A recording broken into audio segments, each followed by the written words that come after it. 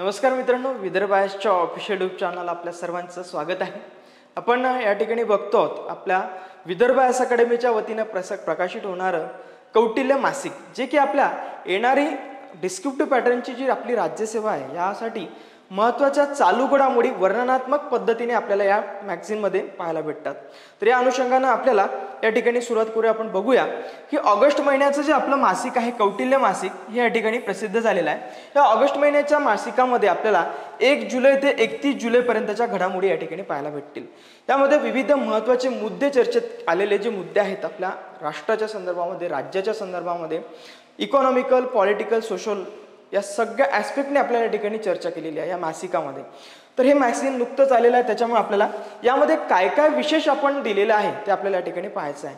विशेष म्हणजे या ठिकाणी आपल्याला अगोदर अनुक्रमणिका बघूया आपण नेमकी काय आहे, आणि यासोबतच महत्त्वाची एक योजना जी राज्य सरकारची सध्याची चर्चेतली योजना म्हणजे मुख्यमंत्री माझी लाडकी बहीण योजना, जी फारच चर्चेत आहे। वेगवेगळ्या बाजूंनी तिच्याबद्दल चर्चा केली गेलेली आहे। यासाठी आपण या योजनेला बघितलं पाहिजे की याच्या मग वेगवेगळ्या इकॉनॉमिकल ॲस्पेक्टनी बघूया, सोशल ॲस्पेक्टनी, पॉलिटिकल ॲस्पेक्टनी हे आपण या ठिकाणी चर्चा करूया एक मुद्दा याच्यामधला घेऊन। अशा रीतीने या मॅगझिनमधला आपला पहिलाच पार्ट आहे हा। अशा रीतीने आपण 3-4 पार्टमध्ये याला कव्हर करूया। तर आपण बघूया, सुरुवात करूया आपण आपल्या या मासिकाच्या महत्त्वाच्या मुद्द्यांना। अगोदर तर आपण या मासिकामधल्या अनुक्रमणिका बघून घेऊया, महत्त्वाचे मुद्दे। आणि महत्त्वाचे मुद्दे याच्यामध्ये आपण बघूया राष्ट्रीय घडामोडीच्या संदर्भामध्ये। राष्ट्रीय घडामोडीच्या बाबत आपल्याला या ठिकाणी मुद्दे चर्चा करायचे आहेत। बाकीचे आपण मग एक पार्टमध्ये डिस्कस करूया, एक मुद्दा घेऊन एक डिस्कस करूया की काय काय यामध्ये नेमकं दिलेलं आहे या मासिकामध्ये। तर बघूया याच्यात अगोदर मुख्यमंत्री माझी लाडकी बहीण योजना। लाडकी योजना आपल्या सगळ्यांना चर्चेत आहे, सध्या माहिती आहे चांगल्या रीतीनं। त्यानंतर मुख्यमंत्री युवा कार्य प्रशिक्षण योजना। याच्यामध्ये आपल्याला दिलेलं आहे की नेमके काय प्रोज अँड कॉन्स आहेत या योजनांचे, किंवा काय फायदे तोटे आहेत हे आपल्याला या ठिकाणी विविध अँगलनी या ठिकाणी चर्चा केली गेलेली आहे। तर याच्यामध्ये फॅक्ट्स व्यवस्थित इन्क्लूड केले गेलेले आहेत, विशिष्ट अशा काही गोष्टी सांगितल्या गेल्या, काही कॉन्सेप्ट्स यामध्ये कव्हर केलेल्या आहेत। त्यानंतर आहे स्मार्ट वीज योजना, मीटर योजना, स्मार्ट वीज मीटर योजना।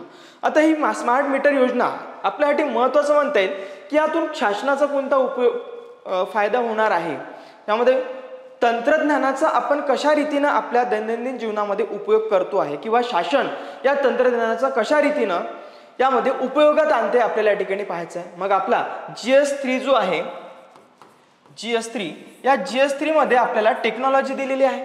मग या टेक्नॉलॉजी कोणती विचारणार, तर ही अशीच जी आपल्याला दैनंदिन जीवनामध्ये उपयोगी पडेल किंवा मानवी उपयोगामध्ये येईल अशी टेक्नॉलॉजी। मग शासन या ठिकाणी टेक्नॉलॉजीचा उपयोग करताना दिसतं। मग स्मार्ट मीटर आणल्यानंतर आपल्याला काय फायदे होणार आहे आणि काय तोटे होणार आहेत, किंवा कोणकोणत्या दृष्टिकोनातून आपल्याला या ठिकाणी चर्चा करता येणार या ठिकाणी बघितलेलं आहे। त्यानंतर आहे नीती आयोगाचा SDG अहवाल। नीती आयोगाने नुकताच म्हणजे सस्टेनेबल डेव्हलपमेंट गोलच्या संदर्भात एक अहवाल जाहीर केलेला आहे।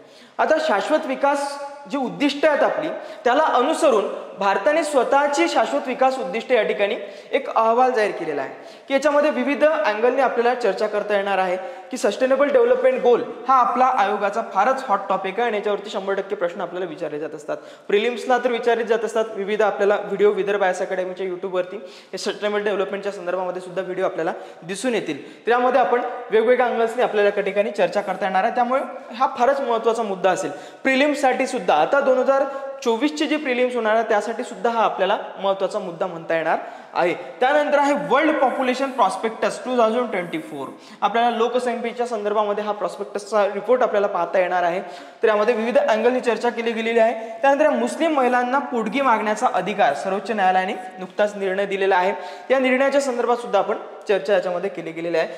त्यानंतर संविधान हत्या दिवस, फारच महत्त्वाचा मुद्दा येईल म्हणता येईल आपल्याला संविधान हत्या दिवस, कारण की 18वी लोकसभा निवडणूक ही साधारणतः म्हणण्यापेक्षा पूर्णतः विरोधी पक्षांनी संविधानाच्या आधारावरती लढलेली आहे। संविधान धोक्यात आहे अशा प्रकारे ही निवडणूक लढली गेलेली आहे। त्याच्यामुळं संविधान हत्या दिवस हा फारच चर्चेचा विषय म्हणता येईल आपल्याला। जशा रीतीनं विरोधी पक्षांनी संविधान हत्या केली जात आहे अशा प्रकारे प्रचार केलेला होता, तशाच रीतीनं शासनाने आता त्यांच्या विरुद्ध पुन्हा एक दिन साजरा केला आहे, जो संविधान हत्या दिन।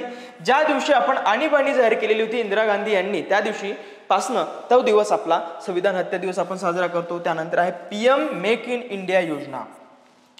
PM मेक इन इंडिया योजना ही फारच महत्त्वपूर्ण अशी योजना जी आपल्याला या अगोदर झालेली आहे आणि याच्यामध्ये आता आपल्याला नाविन्यपूर्ण काही गोष्टी पाहायला भेटणार आहे. कारण की मोदी 3 म्हणजे किंवा NDA 3 सत्तेत आलेला आहे. त्याच्यामुळे आता यामध्ये काही बदल केलेले आहेत ते आपल्याला या ठिकाणी वेगवेगळ्या ॲस्पेक्टने पाहायला भेटणार आहेत. तर यामध्ये बदल असे म्हणता येईल आपल्याला की रोजगार यातून काय होईल की प्रोडक्शन वाढवण्यासाठी आपल्याला प्रयत्न करतो आपण मेक इन इंडिया. म्हणजे जे की उत्पादन आपण बाहेरून इम्पोर्ट करत होतो त्या गोष्टींचं आता उत्पादन आपल्या देशामध्येच होईल. म्हणजे याच्यामुळे काय होईल की आपले फॉरेक्स कुठेतरी वाचत आहेत. फॉरेक्स जे खर्च होत होते म्हणजे विदेशी गंगाजळी जी आपली काही वस्तू आयात करण्यामध्ये होत होती ती आता खर्च होणार नाही. आणि याच्यामुळे काय होईल की हे देशातलं प्रोडक्शन देशातच उत्पादन निर्माण होईल आणि देशातला कच्चा माल हा देशातच पक्का माल बनवला जाईल. मग याच्यामुळे हे प्रोडक्शन करत असताना आपल्याला एम्प्लॉयमेंट जनरेशन होणार आहे, रोजगार निर्मिती होणार आहे. या अनुषंगाने आपल्याला ही योजना फारच महत्त्वाची आहे, PM मेक इन इंडिया योजना. मग याच्यासाठी आपण वेगवेगळे इनिशिएटिव्ह घेतो आहोत. ते आपण इनिशिएटिव्ह काय वेगवेगळ्या प्रोज अँड कॉन्स आपल्याला वेगवेगळ्या अँगलनी आपल्याला या ठिकाणी बघावं लागणार आहेत. डिजिटल इंडिया इनिशिएटिव्ह DII या ठिकाणी आपल्याला बघावं लागेल. डिजिटल इंडिया मग आपल्याला हा टेक्नॉलॉजीशी संबंधित पुन्हा प्रश्न आला. मग याच्यामध्ये आपण प्रशासन सुशासन निर्माण करण्यासाठी कशा रीतीने डिजिटल इंडियाचा वापर केला जातोय शासनामध्ये आपल्याला बघावं लागेल आणि याच्यामध्ये काही सजेशन सुद्धा आपल्याला सुचवावे लागतील. हे आपल्याला या ठिकाणी बघता येणार आहे, आपल्याला चर्चा करता येणार आहे. त्यानंतर आहे नमो ड्रोन दीदी योजना. नमो ड्रोन दीदी योजना ही फार महत्त्वाची म्हणता येईल, जी बचत गटांसाठी उपयोगी असेल किंवा आपल्या कृषीच्या शेतकऱ्यांसाठी कृषीमध्ये उपयोगी असेल.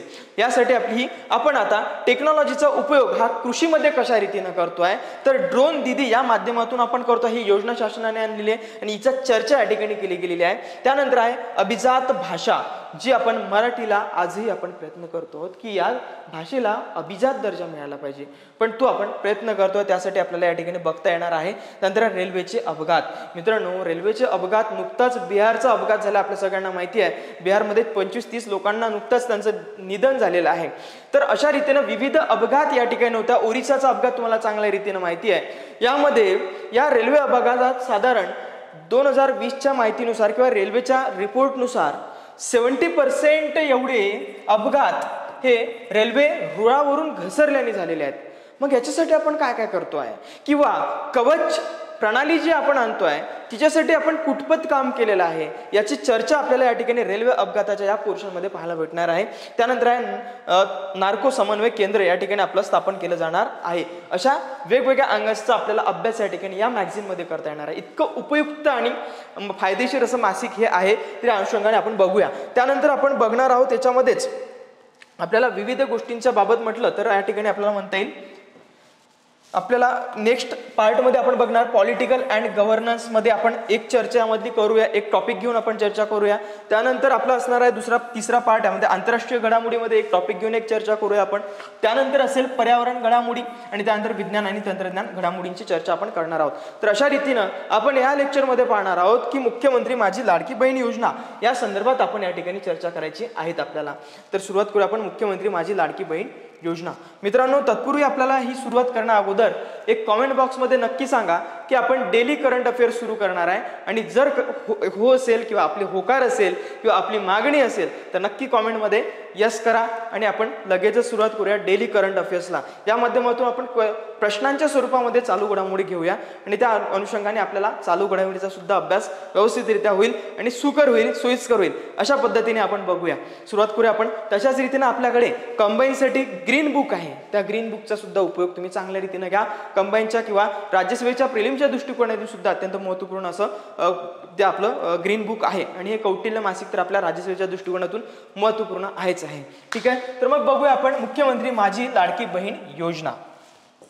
मुख्यमंत्री माझी लाडकी बहीण योजना फारच महत्त्वाकांक्षी अशी योजना ही आपल्या राज्य सरकारची आहे आणि याच्यावरती फारच चर्चा झालेल्या आहेत या योजनेवरती. त्या अनुषंगाने आपण बघूया. याच्यातलं सर्वात अगोदर बघितलं पाहिजे आपण फॅक्ट्स काय आहेत. या फॅक्ट्स वरती चर्चा करणं गरजेचं राहील आपलं.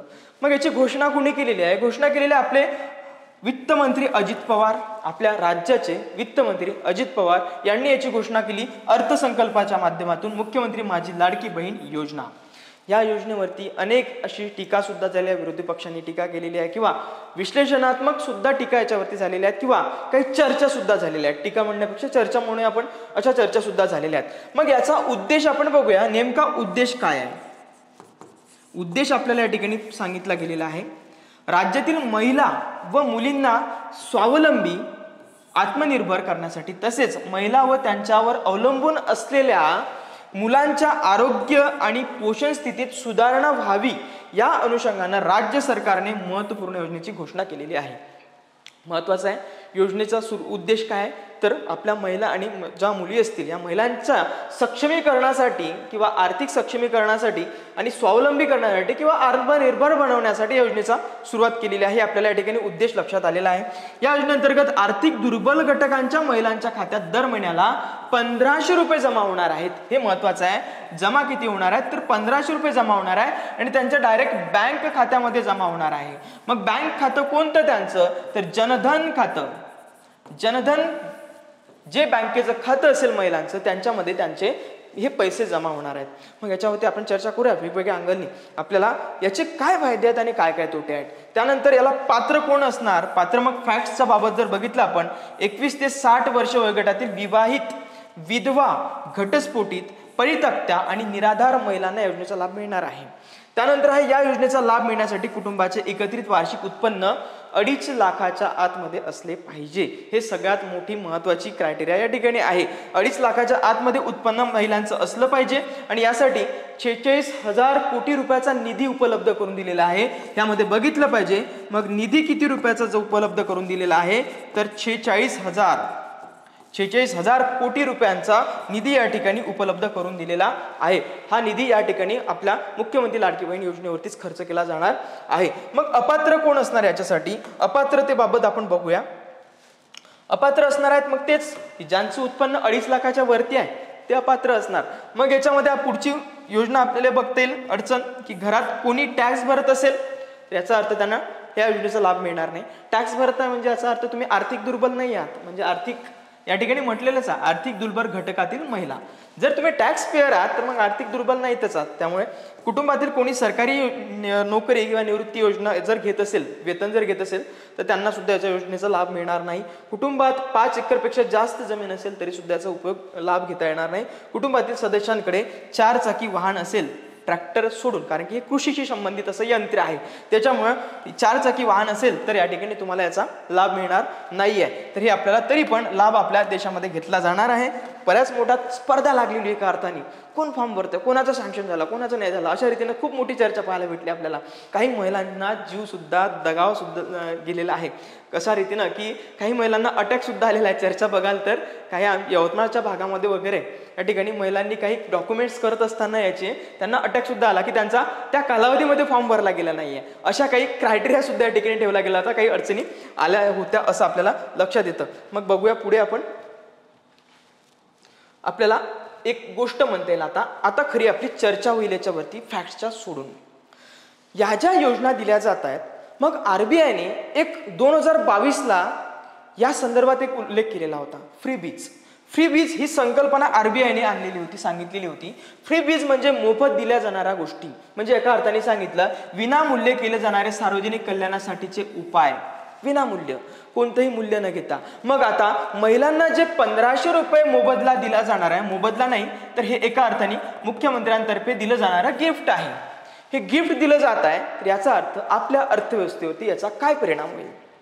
मग हे मोफत जे म्हणतोय आपण मोफत, पण आरबीआयचे परत स्टेटमेंट आहे आरबीआय मधल्या सदस्यांचं. ते म्हणतात की फ्रीबीज म्हणजे फक्त फ्री नव्हे, फ्रीबीज म्हणजे फ्री नव्हे तर त्याच्यासाठी सुद्धा खर्च येतो.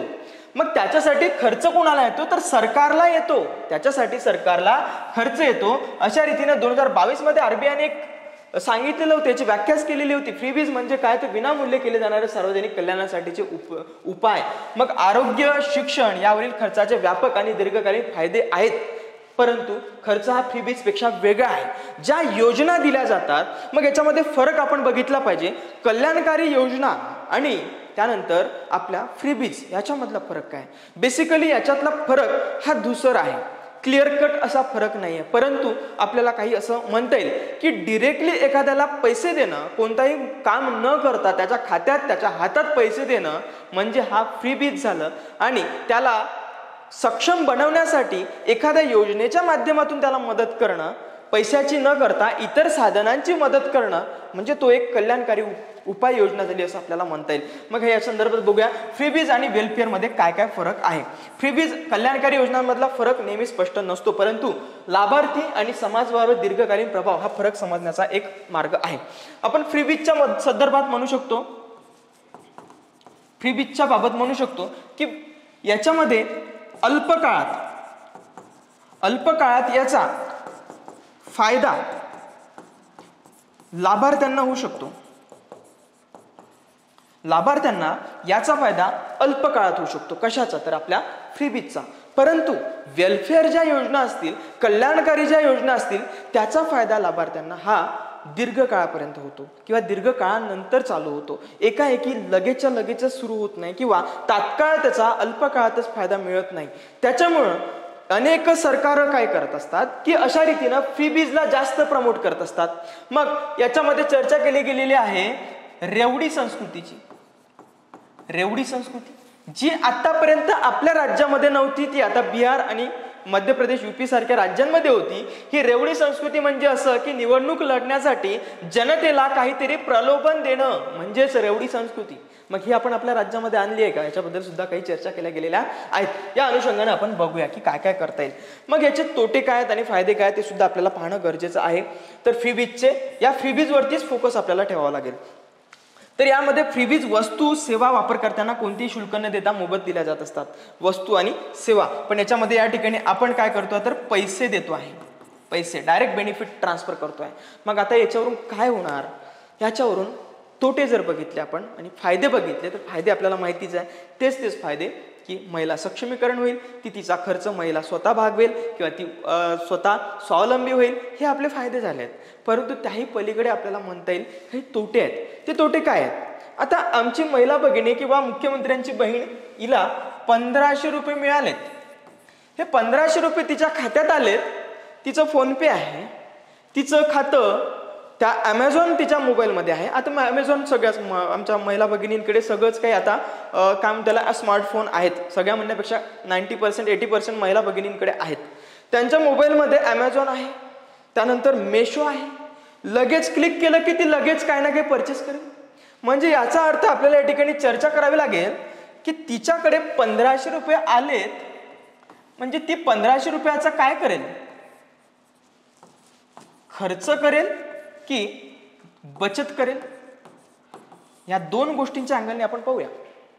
खर्च कसा करेल? ती खर्च असा करेल की तिच्याजवळ मोबाईल आहे आणि ती लवकरच अमेझॉन, त्यानंतर आहे मेशो यासारख्या साधनांच्या माध्यमातून, उत्तम साधनांच्या माध्यमातून ती आलेला पैसा लगेचच खर्च करू शकते. किंवा ती बाजारात गेली, तिला टोमॅटो पाहिजे आहे, तिला माहिती आहे की घरात टोमॅटो लागणार आहे. मग हप्त्याला तिला टोमॅटो घरामध्ये कुटुंबाला आपल्या लागतात, 1 किलोचे टोमॅटो लागत असतील तर तिच्या खात्यात हे 1500 रुपये आहे.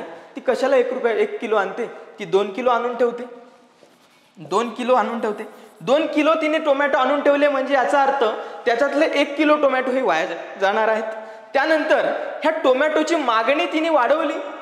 टोमॅटोची मागणी वाढवली म्हणजे याचा अर्थ काय झालं? तर याचा अर्थ महागाई झाली, महागाई वाढली.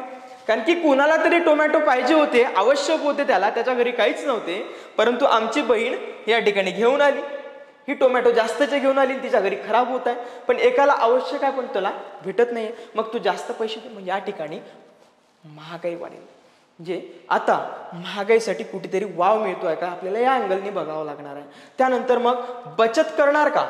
तर याला आपण सकारात्मक बाजूने बघू शकतो की बचत सुद्धा ती करू शकते. ती बचत गटाच्या माध्यमातून बचत करू शकते, बचत गटाच्या माध्यमातून. त्यानंतर ती आणखी काय करू शकेल? तर ती काही इन्व्हेस्टमेंट करू शकेल. तिच्या मोबाईलवरती जर काही ग्रो ॲप वगैरे सारखे ॲप असले तर ती नक्कीच इन्व्हेस्टमेंट करू शकेल. मग हे ती या अँगलनी तिला बघते किंवा या अँगलनी बघते आपल्याला विचार करावा लागेल. मग सोपं काय आहे तिला, तर सोपं हे आहे याच्यापेक्षा, कारण की तिच्या खात्यात तिला साक्षर नाही झाली आहे ती अजूनही. या आर्थिक साक्षर, आपण लिटरसी नाही म्हणतो, आपण आर्थिक साक्षर म्हणतोय. आर्थिक साक्षर अजूनही आपली जनता झालेली नाही आहे. मग किती टक्के जनता आपली इन्व्हेस्टमेंट करते. मग हा एक भाग बचतीचा झाला. ती बचत करेल का, ती बचत करणार नाही, तर ऑब्व्हियसली ती जास्त करून खर्च करेल. तिच्या लेकरासाठी काहीतरी लगेचच खाऊ घेऊन येईल. तिचा मुख्यमंत्र्यांचा जावई कदाचित काही आणत नसेल, परंतु ती नक्कीच काही ना काही घेऊन येईल घरी. अशा रीतीने हे खर्चाचे प्रमाण वाढेल आणि महागाई मोठ्या प्रमाणात वाढण्याची शक्यता या ठिकाणी आहे. मग महागाई वाढली तर काय होईल, महागाई वाढली तर आपली गरिबी मोठ्या प्रमाणात वाढेल. मग गरिबी वाढली तर काय होईल, तर सोशल आणि रित्या ही स्थिती ढासळू शकेल. ह्या गोष्टींचा अभ्यास आपण या ठिकाणी चर्चा करणं गरजेचं आहे. तर या ठिकाणी महागाई वाढेल, ह्या गोष्टी होऊ शकतात, ह्यांचा थोडा जास्त इम्पॅक्ट पडू शकतो आणि बचत ही एक सकारात्मक गोष्ट आपल्याला म्हणता येईल, ही एक सकारात्मक होऊ शकतं. मग आता मुख्यमंत्री देत आहेत 1500 रुपये. मग या 1500 रुपयाची महागाई वाढल्यानंतर या 1500 रुपयाचं व्हॅल्युएशन कमी होऊन जाईल. कदाचित आज 1500 रुपयाचं व्हॅल्युएशन खूप जास्त आहे, परंतु उद्या चालून त्या आमच्या महिला भगिनीच्या हातात 1500 रुपये आले, तिने खर्च केला, महागाई वाढून बसली, ती महागाई वाढवली, तिच्या हातात येणारे 1500 रुपये तिचं व्हॅल्युएशन डिव्हॅल्युएशन झालं. म्हणजे याचा अर्थ आपल्याला याही अँगलनी बघावं लागणार. या दोन्ही गोष्टींची आपल्याला या ठिकाणी चर्चा करता येणार आहे. तर आपल्याला ह्या गोष्टींच्या याबाबत म्हणता येईल या ठिकाणी. तर दुसरीकडे कल्याणकारी योजनांचा आणि चांगल्या विचारांची योजना आहेत, या उद्देशाने लक्षित लोकसंख्येचा फायदा करणं आणि त्याचा काही जीवनमानात सुधारणा करणं आणि संसाधनांची पोहोच आपण या माध्यमातून करू शकतो, हे आपल्याला या ठिकाणी म्हणता येईल. तर आपण फायदे आणि तोटे या संदर्भात चर्चा करूया. फ्रीबीजचे काय फायदे आहेत आणि काय तोटे आहेत, तर या वेगवेगळ्या बाजूंनी आपण याला बघितलं पाहिजे. तर फ्रीबीजचे फायदे आपण बघूया, नेमके फ्रीबीजचे फायदे काय आहे. सार्वजनिक पोहोच आणि सहभाग. काय होईल, मोफत मिळणाऱ्या सुविधांमुळे सरकारवरील लोकांचा विश्वास आणि मानधन समाधान वाढू शकते. आणि कारण लोकांप्रती त्यांची उत्तरदायित्व दाखवता येतं आणि शिवाय मोफत सुविधा दिल्याने सरकार आणि नागरिक यांच्यात अभिप्राय आणि संवाद चांगला होऊ शकतो. मग शासन आणि जनता यांना एक कुठेतरी सलोख्याचं नातं निर्माण होऊ शकतं. असं एक सकारात्मक बाजू आपण या फ्रीबीजवरून म्हणू शकतो. त्यानंतर आर्थिक वाढ. आर्थिक वाढीसाठी काय होऊ शकतं, तर फ्रीबीज विशेषतः कमी विकसित प्रदेशांमध्ये कामगारांची उत्पादक क्षमता वाढून आर्थिक वाढीस चालना देऊ शकतं. म्हणजे कमी विकसित प्रदेशामध्ये कामगारांची उत्पादन क्षमता. मग आता काय होईल की मग आताच बघितलं आपण 1500 रुपये महिलांच्या भगिनींच्या खात्यात आले, तिने काय केला, खर्च केला. खर्च कुठे केला, काहीतरी प्रोडक्ट खरेदी केलं. प्रोडक्ट खरेदी केलं, मग हे प्रोडक्ट खरेदी केलं, त्याची डिमांड होते, मागणी होते, मागणी ती करते प्रोडक्टसाठी मागणी केली, म्हणजे याचा अर्थ प्रोडक्शन करावं लागणार आहे. प्रोडक्शन करावं लागणार म्हणजे याचा अर्थ एम्प्लॉयमेंट सुद्धा जनरेट होणार. हे एक सुद्धा गोष्ट यामध्ये होऊ शकते की तिची मागणी जर वाढते असेल उत्पादनाची, तर त्यासोबत रोजगार निर्मिती सुद्धा मोठ्या प्रमाणात होऊ शकेल आणि कंपनी सुद्धा मोठ्या प्रमाणात आपल्या देशामध्ये निर्माण होऊ शकतात. मागणी वाढली म्हणजे याचा अर्थ रोजगार वाढला, हे सुद्धा होऊ शकतं. म्हणजे दोन्ही ऍस्पेक्टने आपल्याला या ठिकाणी चर्चा बघावं लागणार आहे. सकारात्मक बाजूने एक म्हणता येईल की मागणी वाढते म्हणजे याचा अर्थ कुठेतरी प्रोडक्शनला सुद्धा चालना मिळते म्हणजे याचा अर्थ आपण रोजगार निर्मिती होण्याची शक्यता मोठ्या प्रमाणात आपल्याला निर्माण होऊ शकते, असं सुद्धा आपल्याला या ठिकाणी म्हणता येणार आहे. त्यानंतर मग नीती आयोगाचा अहवाल म्हटलाय की यामध्ये बिहार आणि पश्चिम बंगालमध्ये शाळकरी मुलींना सायकली मोफत दिल्याने त्यांची नोंद आणि शाळेत येण्याचे प्रमाण वाढलेले आहे. ही एक सकारात्मक गोष्ट या ठिकाणी घडलेली आहे. पण आता इथे वस्तू दिलेली आहे, एक बघू शकतो आपण, वस्तू किंवा सेवा ह्या फायदेशीर असू शकतात, परंतु डायरेक्ट मोबदला पैशाच्या स्वरूपात हा फायदेशीरच असेल असं नाही. याचा उपयोग अनेक अर्थाने होऊ शकतो, वेगवेगळ्या बाजूंनी याचा उपयोग केला जाऊ शकतो. याला सकारात्मक आणि नकारात्मक बाजूने उपयोग केला जाऊ शकतो. पण सायकलिंगचा उपयोग काय होणार, सायकल घेतली ती वापरणारच ना, विकून किती मुली विकणार किंवा किती पालक विकणारच नाही. याच्यामध्ये उपयोग होणार आहे त्यांचा सायकलीचा, ती शाळेत जायला लागल्यात त्या, मग यांचे फायदे झालेत. मग शाळेतलं गळतीचं प्रमाण कमी झालं आणि त्यांच्या शिक्षणाचे सुद्धा प्रमाण सुधारलंय. हे कल्याणकारी योजनांमध्ये आपण घेऊ शकतो याला. मग आर्थिक वाढ याच्यामध्ये साध्य होऊ शकते आपली. मग त्यानंतर समाज कल्याण सुद्धा साध्य होऊ शकतं. समाज कल्याण कसं साध्य होऊ शकतं? ते समाजातील गरीब आणि उपेक्षित घटकांना मूलभूत गरजा आणि सामाजिक कल्याण प्रदान करू शकतात. मग आता या ठिकाणी आपल्याला म्हणता येईल अन्न, शिक्षण आणि आरोग्य, वीज यावरती त्या महिला खर्च करू शकतील हे आपल्याला बघता येईल. जागतिक बँकेच्या अभ्यासानुसार सार्वजनिक वितरण प्रणालीमध्ये पीडीएस सिस्टीम म्हणजे पब्लिक डिस्ट्रीब्युशन सिस्टीम याच्यामध्ये आपल्याला अंतर्गत अनुदानासारख्या काही मोफत सुविधा 2011-12 मध्ये भारतातील गरिबीचं प्रमाण 60% कमी झालं आहे असं जागतिक बँक म्हणते आहे. अंतर्गत सुविधा दिल्या कारणाने या अशा रीतीनं अनुदान दिल्या कारणाने याच्यामध्ये गरिबीमधलं 60% प्रमाण कमी झालेला हा डेटा आहे आपल्याजवळ. हा लक्षात असला पाहिजे, आपल्या आन्सरमध्ये आला पाहिजे हा. त्याच्यानंतर महत्वाचं म्हणजे NSSO ने केलेल्या सर्वेक्षणात दिसून आलाय की राष्ट्रीय स्वास्थ्य विमा योजना अंतर्गत आरोग्य विमा सारख्या मोफत सुविधांमुळे दारिद्र्यातील कुटुंबांची संख्या बाहेर निघालेली आहे, म्हणजे खिशाबाहेर खर्च कमी झालेला असं आपल्याला या ठिकाणी लक्षात येतं. म्हणजे या माध्यमातून समाज कल्याण सुद्धा साध्य होत आहे. म्हणजे कुठेतरी विषमता सुद्धा कमी होते आहे, आपल्याला यावरून लक्षात येऊ शकतं. हे आपल्याला बघितलं पाहिजे. त्यानंतर उत्पन्नात समानता, म्हणजे हेच विषमता कमी झाली म्हणजे उत्पन्नात समानता येऊ शकते. मग या ठिकाणी आपण एक चर्चा करतोय, बघूया युनिव्हर्सल बेसिक इन्कम. ही मध्यंतरी फारच चर्चेत असलेली एक गोष्ट होती, universal basic income. Universal basic income म्हणजेच कोणताही काम न करताच एखादे जे काही आर्थिक दुर्बल घटक असतील या आर्थिक दुर्बल घटकांना अशा रीतीनं त्यांना मोबदला देणं किंवा काम न करता त्यांना मोबदला देणं. मग हे कन्सेप्ट समजून घेऊया नेमकं कशा रीतीनं मोबदला दिला जाईल. तर युनिव्हर्सल बेसिक इन्कम फारच दिवसापासून चालू आहे, लागू करायचं आणि युनिव्हर्सल बेसिक इन्कम त्याचाच परिणाम कदाचित हा फ्री बीज आपल्याला म्हणता येईल किंवा मुख्यमंत्री माझी लाडकी बहीण योजना या योजनेला म्हणता येऊ शकते किंवा मुख्यमंत्री माझा लाडका भाऊ योजना याला सुद्धा आपल्याला म्हणता येईल. याच्यामध्ये काय होतं की समजा एखादा व्यक्ती आहे, त्याला दिवसाला 300 रुपये एवढं उत्पन्न मिळते आहे, 300 रुपये एवढंच त्याला उत्पन्न मिळते आहे, पण आवश्यक आहे जगण्यासाठी रोज 400 रुपये त्यांनी कमावले पाहिजे. मग आता या 100 रुपयाची गॅप काय करणार? तो गरिबीत जाणार 100 रुपयांनी. मग या गरिबीचं प्रमाण देशामधलं कमी करण्यासाठी म्हणूनच आपण शासन काय करेल, या फ्रीबीजच्या माध्यमातून 100 रुपये त्याच्या खात्यावरती डायरेक्ट जमा करेल, म्हणजे तो 400 रुपयाच्या बरोबरीला येऊन पोहोचेल. मग अशा रीतीने हे युनिव्हर्सल बेसिक इन्कम आहे, जे की ठरवलं जाईल, एक सीमारेषा ठरवली जाईल की एवढ्या सीमारेषेपर्यंत उत्पन्न जर कोणाला मिळत नसेल तर अशा आर्थिक दुर्बल घटकांना शासन मदत करेल, शासन त्यांच्या खात्यावरती डायरेक्ट पैसे टाकेल. मग आता अशा रीतीने याच्यातूनच एक गोष्ट बाहेर निघाली की योजना बाहेर निघली आहे, तिलाच आपण PM किसान योजना म्हणतो. PM किसान योजना.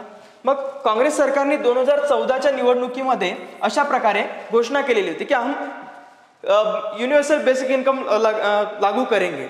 तो युनिव्हर्सल बेसिक इन्कम लागू करणार असं काँग्रेसने 2014 मध्ये म्हणलं, परंतु सरकार पडलं किंवा त्यामध्ये सत्ताच आली नाही काँग्रेसची. परंतु नंतरच्या काळामध्ये मोदी सरकारने PM किसान योजना या ठिकाणी लॉन्च केली. मग याचाच हा प्रकार आपल्याला या ठिकाणी म्हणता येईल युनिव्हर्सल बेसिक इन्कमचा. यावरती प्रश्न सुद्धा विचारून झालेला आहे, कंबाईन प्रिलिम्सला प्रश्न आलेला होता, युनिव्हर्सल बेसिक इन्कम म्हणजे नेमकं काय, कशाशी संबंधित आहे. तर हे आपल्याला या ठिकाणी म्हणता येईल. हिचा आता दर 3 महिन्यांनी प्रत्येक शेतकऱ्यांच्या खात्यावरती 2000 रुपये जमा केले जात असतात आणि ह्या 2000च्या माध्यमातून तो आपला शेतकरी कुठेतरी सक्षम होतो असं म्हणतोय. पण या माध्यमातून कुठेतरी आपला एक शेतकरी सक्षम होतो आहे का किंवा नाही, याही गोष्टीकडे आपण बघितलं पाहिजे. मग आता एक म्हणूया आपण की शासनाने डायरेक्ट बेनिफिट न देता यांना जर डायरेक्ट पायाभूत सुविधा दिल्या शेतकऱ्यांना तर त्याला 2000 रुपये देण्याची गरज राहणार नाही. त्याला जर त्याच्या खात्यावरती तुम्ही वर्षाला 6000 रुपये टाकत असाल किंवा राज्य सरकारच्या या ठिकाणी 6000 रुपये, अशा रीतीनं 12000 रुपये जर त्याच्या खात्यावरती येत असेल आणि त्याला योग्य अशी एक सुविधा उपलब्ध करून दिली तुम्ही, जर त्याला 12000 रुपयाचा जोडधंदा उपलब्ध करून दिला, कशाला त्याला त्याच्या खात्यावरती पैसे टाकण्याची गरज आहे? तो त्याच्यातून आणखी काही निर्माण करू शकेल. वन टाइम त्याला 12000 रुपये टाका, तो एखादा पोल्ट्री फार्म टाकेल, छोटासा पोल्ट्री खरेदी करेल 12000 रुपयाच्या आणि त्याच्यातून त्याचं उत्पन्न मिळेल. किंवा काहीतरी दुभती जनावर त्याला दिली जाईल, दुभती जनावर मिळून तो कुठेतरी दूध विक्री करून काहीतरी करेल किंवा इतर काहीतरी साधनांच्या माध्यमातून तो काहीतरी करेल. असं आपण शासन का करत नाही याच्यावरती आपण विचार करणं गरजेचं आहे. म्हणजे हे आपण गोष्टी बघितल्या पाहिजेत. त्यानंतर आपल्याला म्हणता येईल पुढची काही गोष्ट आर्थिक समानता, संपत्ती आणि साधनांच्या अधिक समानतेमुळे पुनर्वितरण करून मोफत मिळणारे उत्पन्न, असमानता आणि गरिबी कमी करू शकतात असं आपल्या लक्षात येतं. उदाहरण काय म्हणता येईल तर कर्जमाफी किंवा रोख हस्तांतरण यासारख्या मोफत सुविधा कर्जदार कमी उत्पन्न असलेल्या कुटुंबांना मदत करू शकतं. मोफत आपण कर्जमाफी योजना सुद्धा तो त्याचाच प्रकार आहे असं आपल्याला म्हणता येईल, सध्या सुद्धा चर्चेत आहे. तर अशा रीतीने युनिव्हर्सल बेसिक इन्कमच्या बाबत म्हणता येईल आपल्याला. हाच एक प्रकार आपल्याला फ्री बीजच्या बाबत म्हणता येईल. तर फ्री बीजच्या एक गोष्ट नेहमी लक्षात ठेवली पाहिजे, आरबीआयने म्हटलेलं आहे free bees are not free, हे त्यांनी स्पष्टरित्या म्हटलेलंच आहे. त्यानंतर पुढे बघूया आपण तोटे काय त्याचे. तोटे फारच मजेशीर आहे आणि याच्यातून फारच गोष्टी निघणार आहेत, फारच चर्चा करण्यासारख्या गोष्टी आहेत त्याच्यामध्ये. तोटे म्हणतील पण तोट्यांवरती जास्त लक्ष द्यायचं नाही आहे आपल्याला फायदे काय होतात, फायदे सांगायचे, चांगलं काय ते सांगायचं आणि थोडंसं वाईट काय ते सांगायचं आहे. थोडंसं वाईट काय ते आपण बघूया. अवलंबित्व. महिलांना 1500 रुपये जर त्यांच्या खात्यावरती दिले जातात, त्यांचा भाऊ जर टाकत आहे 1500 रुपये, तर त्या 1500 रुपयाची वाट बघत राहील. जसं की आमच्या शेतकऱ्यांचं होतं. मी स्वतः शेतकरी, मी वाट बघत राहतो यार 2000 रुपये कधी जमा होतात, मग हे 2000 रुपये जमा होतील आणि मी काहीतरी करणार, म्हणजे असं आमचं या ठिकाणी चाललं असतं शेतकऱ्यांचं. तसंच आता आमच्या महिला भगिनींचं चालू असेल, आमच्या मुख्यमंत्र्याच्या बहिणींचं चालू असेल की आता 1500 रुपये येणार बाई माझ्या खात्यावर 1500 रुपये आले तर मी आता काय करणार, तर याच्यासाठी मी लेकरासाठी काहीतरी घेऊन येईन, त्याच्यानंतर मी काहीतरी भाजीपाला घेऊन येईल. ती महिन्याभराचा भाजीपाला एकाच दिवशी आणण्याचा प्रयत्न करते आणि घरचा भाजीपाला सोडून जातो आणि अशा रीतीनं भाव वाढून जाईल, हे एक होऊ शकतं. त्याच्यानंतर तिचं अवलंबित्व वाढेल, ती शासनावरती अवलंबून राहील, ती स्वतः काही कमावेलच असं नाही. म्हणजे याचा अर्थ काम करण्याला कुठेतरी एक आपला नकारात्मकता निर्माण होऊ शकतं. म्हणजे काम करण्याची क्षमता ही महिलांची संपू शकते किंवा जनतेची संपू शकते असं आपण या ठिकाणी म्हणू शकतो. शेतकऱ्यांचं सुद्धा असंच होते आहे. काही शेतकरी खात्यावरती 2000 रुपये येतात म्हणून कोणतंही काम करण्यासाठी जात नाही किंवा ते प्रेरित होत नाही. यामुळे आपल्या अर्थव्यवस्थेला ही घातक गोष्ट म्हणता येईल की यामुळे अर्थव्यवस्था कुठेतरी माघारू शकते. हे प्रोडक्शनसाठी जर काम करणार नाही तर आपला GDP वाढणार नाही, GDP साठी एक घातक गोष्ट ठरेल. मग आता GDPचा विषय आला, मग GDPच्या बाबत आपण चर्चा करून घेऊया.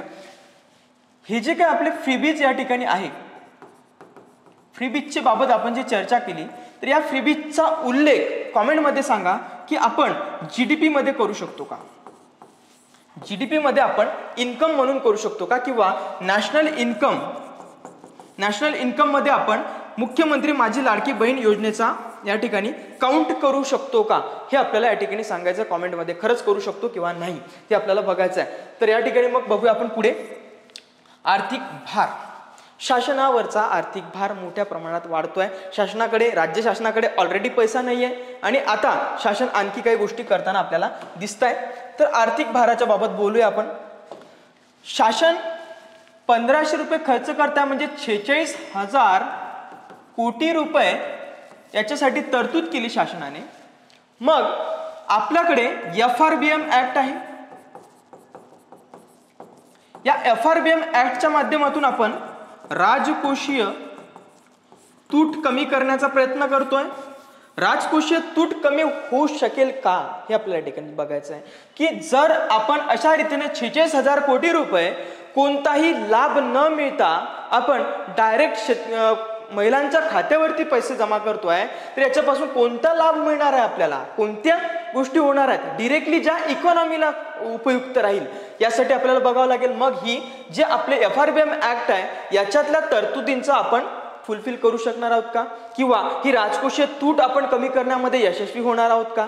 कर्ज आपलं दिवसेंदिवस शासनाचं वाढते आहे पण आपण अशा गोष्टींवरती लक्ष केंद्रित करतोय. आपण कोणत्या गोष्टींवरती लक्ष केंद्रित करायला पाहिजे याच्याबद्दल आपण विचार करणं गरजेचं आहे. मग याच्यामध्ये सार्वजनिक खर्च, अनुदाने, तूट, कर्ज, चलनवाढ वाढून राज्याचा आणि देशाच्या आर्थिक आरोग्यावर आणि स्थूल आर्थिक स्थितीवर फ्रीबीज प्रतिकूल परिणाम करू शकतात. मग हाच फ्रीबीजचा प्रकार आहे. मग याच्यातून हे प्रतिकूल परिस्थिती आपल्याला निर्माण होऊ शकते आपल्या अर्थव्यवस्थेच्या बाबत. इकॉनॉमी इनबॅलन्स होऊ शकते, इतकं मोठ्या प्रमाणात हे घडू शकतं. उदाहरणार्थ शेती कर्जमाफी, बेरोजगारी भत्ता, पेन्शन योजना, ह्या सगळ्या गोष्टी त्यातलाच प्रकार आहेत आपल्याला म्हणता येईल. आरबीआयच्या अहवालाने एक म्हटलेलं आहे की इंदिरा गांधी राष्ट्रीय वृद्धापन निवृत्ती वेतन जे आहे योजना, या योजनेच्या अंतर्गत ज्येष्ठ नागरिकांना निवृत्ती योजनेसारख्या मोफत सुविधा केंद्र आणि राज्य सरकारसाठी आर्थिक धोका निर्माण केला गेलेला आहे. ही खूप मोठा धोका निर्माण झाला याच्यातून. हे आपल्याला कारण वृद्ध लोकसंख्येत वाढत्या पेन्शन दायित्व सूचित करतं वृद्ध लोकसंख्येमध्ये, हे आपल्याला लक्षात येतं. त्यानंतर संसाधनांचे चुकीचे वाटप सुद्धा होऊ शकतात. काय तर पायाभूत सुविधा, कृषी, उद्योग इत्यादी सारख्या अधिक उत्पादनक्षम आणि आवश्यक क्षेत्रातील निधी वळून फेबीज खर्च प्राधान्य आणि संसाधनांचा वाटप बिघडू शकतो. याच्यामुळे या गोष्टीचा संसाधनांचा चुकीचा वाटप होऊ शकतो. मग GS3 मध्ये आपल्याला अभ्यासाला आहे संसाधनांचं एकत्रीकरण. संसाधनांचं एकत्रीकरण आपण कशा रीतीने करतो आणि त्याचा उपयोग आपण कसा करतो, आपल्याला GS3 मध्ये हा विचार अभ्यासाला आहे. त्याच्यामुळे आपण बघितलं पाहिजे. गुणवत्तेशी सुद्धा तडजोड आपल्याला या ठिकाणी करावं लागणार आहे. मोफत दिल्या जाणाऱ्या वस्तू आणि सेवा याच्यामध्ये काही गोष्टी घडत असतात, पण आपण या ठिकाणी या योजनेच्या बाबत जर म्हटलं तर आपण पैसे देतो, त्याच्यामुळे गुणवत्तेशी तडजोड करण्याचं काम नाही. परंतु जर वस्तू दिलं असतं तर गुणवत्तेशी तडजोड होत होती, ती होतेच. जशा रीतीनं मोफत दिलं जातं आपल्याला अन्नधान्य, हे दर महिन्याला 5 किलो वगैरे अन्नधान्य प्रत्येकी पुरुषाला किंवा पुरुषाला म्हणूया किंवा प्रत्येक व्यक्तीला 5 किलो अन्नधान्य दिलं जातं. त्याच्यामध्ये गुणवत्तेत तडजोड केली जाते. कंट्रोलमध्ये गहू, तांदूळ, त्यानंतर इतर काही गोष्टी येतात, डाळ असो, ह्या सगळ्या गोष्टींमध्ये तडजोड केली जात असते. हे असते फ्रीबीजचे तोटे. हे फ्रीबीजचे तोटे आपल्याला या ठिकाणी पाहायला भेटतात. आता त्यानंतर पुढे बघूया आपण काही गोष्टींच्या बाबत की आपल्याला पुढे काय बघता येणार आहे. मग आता आपल्याला प्रश्न या ठिकाणी यावरती विचारलेला आहेत की कशा रीतीने आपल्याला ह्याचा पाहता येईल. तत्पूर्वी आपण बघूया की आपल्या विदर्भ IAS अकॅडमीच्या ॲपवरती खाली दिलेल्या लिंकवरती आपण नक्की क्लिक करा आणि त्याच्यावरती तुम्हाला जे विदर्भ IAS अकॅडमीचं मटेरियल पाहिजे असेल, हार्ड कॉपीज पाहिजे असेल तर त्या हार्ड कॉपीजचं मटेरियल तुम्हाला घरपोच उपलब्ध होणार आहे. इतकी सुविधा आता विदर्भ IAS अकॅडमीने आपल्याला उपलब्ध करून दिलेली आहे. नक्की खाली दिलेल्या कॉमेंट बॉक्समधल्या लिंकवरती क्लिक करा आणि त्याला सर्च करून नक्कीच आपण याला घरपोच साहित्य बोलू शकता.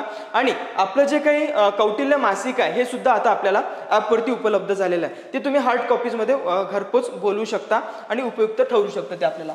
तर प्रश्न आपण बघूया की महाराष्ट्र सरकारने जाहीर केलेल्या मुख्यमंत्री माझी लाडकी बहीण योजनेच्या महत्त्वाच्या आणि संभाव्य परिणामांची चर्चा करा. या योजनेने महिलांना कशा प्रकारे सशक्त करण्यात येईल, तसेच त्यांच्या आरोग्य आणि पोषण स्थितीत कशी सुधारणा करता येईल, हे आपल्याला 250 शब्दांमध्ये विचारायला सांगितलेलं आहे. मग अगोदर आपल्याला महत्त्वाचं आहे की ही मुख्यमंत्री लाडकी बहीण योजना काय आहे, 2-3 फॅक्ट्स सांगून याच्यामध्ये सुरुवात करायची. श्री गणेश तिथून करायचं आहे आपल्याला. फॅक्ट सांगून झाल्यात की त्याच्यानंतर आपल्याला एक बाजूने त्याला ओढत आणायचं आहे. याच्यामध्ये बघायचं आपल्याला यामध्ये काही रिसेंटच्या योजनांचा सुद्धा उल्लेख यायला पाहिजे. मग यामध्ये रिसेंटच्या योजना अगदी म्हणूया आपण की जनधन योजना, या योजनेचा सुद्धा उल्लेख तुमच्या या आन्सरमध्ये यायला पाहिजे. आणि नक्कीच हे आन्सर लिहून आपण टेलिग्राम चॅनलवरती पाठवू शकता आणि तिथे तुम्हाला उपलब्ध असेल याचे आन्सर्स, मॉडेल आन्सर सुद्धा टाकलं जाईल. जनधन योजना या संदर्भात जर बघितलं आपण तर ही अशी शासनाची, केंद्र शासनाची इतकी महत्वाकांक्षी योजना आहे की सर्व जनतेला आपल्याला बँकिंग सिस्टीमशी जोडण्यासाठीची ही योजना, महत्त्वपूर्ण अशी योजना, ज्या माध्यमातून आपण आर्थिक समावेशन साध्य करतोय. त्याच्यामुळे ही ना आपल्या इकॉनॉमीच्या अँगलनी जर म्हटलं आपण तर ही जनधन योजना आपला नक्की त्यामध्ये इन्क्लूड व्हायला पाहिजे. हिला सुद्धा आपण इकॉनॉमीच्या अँगलनी म्हणू शकतो. मग आता हे डिस्कस करत असताना याचा आपल्याला चर्चा करा. ही चर्चा करत असताना आपल्याला 3 अँगलनी चर्चा करायची आहे. एक म्हणजे इकॉनॉमिकल, सोशोलॉजिकल आणि पॉलिटिकल, या वेगवेगळ्या अँगलनी चर्चा करायची आहे. इकॉनॉमिकल अँगलनी जर म्हटलं तर महिलांचं काय होईल तर सक्षमीकरण होईल, आर्थिक सक्षमीकरण झालं तर तिचं सामाजिक सक्षमीकरण नक्कीच होईल. सामाजिक सक्षमीकरण झालं तर तिचं पॉलिटिकल सक्षमीकरण होणार आहे. त्यासाठी आपण तिला 73वी आणि 74वी घटनादुरुस्ती केलेली आहे. या घटनादुरुस्तीच्या माध्यमातून तिचं आर्थिक सक्षमीकरण होणार आहे, राजकीय सक्षमीकरण होणार आहे. राजकीय सक्षमीकरण झालं म्हणजे ती पॉलिटिकली सक्षम होईल आणि इकॉनॉमिकली सुद्धा सक्षम होणार आहे किंवा तिच्या समस्या ती वेगळ्या एका पॉलिटिकल प्लॅटफॉर्मवरती मांडू शकणार आहे. मग त्याच्यामुळं तिला त्यानंतर आपल्याला अशा रीतीनं या मुख्यमंत्री लाडकी बहीण योजनांसारख्या योजना देण्याची सुद्धा गरज भासणार नाही. ती इतकी सक्षम होऊन जाईल. अशा रीतीनं आपल्याला या तीनही अँगलनी चर्चा करायची आहे आणि या अँगलनी चर्चा करत असताना आपल्याला काही योजनांचा उल्लेख केला पाहिजे. आपण योजना मग यामध्ये आरोग्याच्या योजना आल्या पाहिजे, काही विमा योजना आल्या पाहिजे, त्या योजनांची चर्चा करू तितकं आपलं आन्सर हे प्रभावी असणार आहे. तर या ठिकाणी आपण थांबूया मित्रांनो आणि नक्की कॉमेंटमध्ये सांगा. आपण लाईव्ह लेक्चर सुद्धा सुरू करणार आहोत डेली करंट अफेअर्सचे, जे प्रश्नांच्या स्वरूपामध्ये असेल आपल्याला डेली लाईव्ह मध्ये करता येणार आहे. तर या ठिकाणी थांबूया, भेटू आपण आपल्या पुढच्या लेक्चरला. थँक्यू.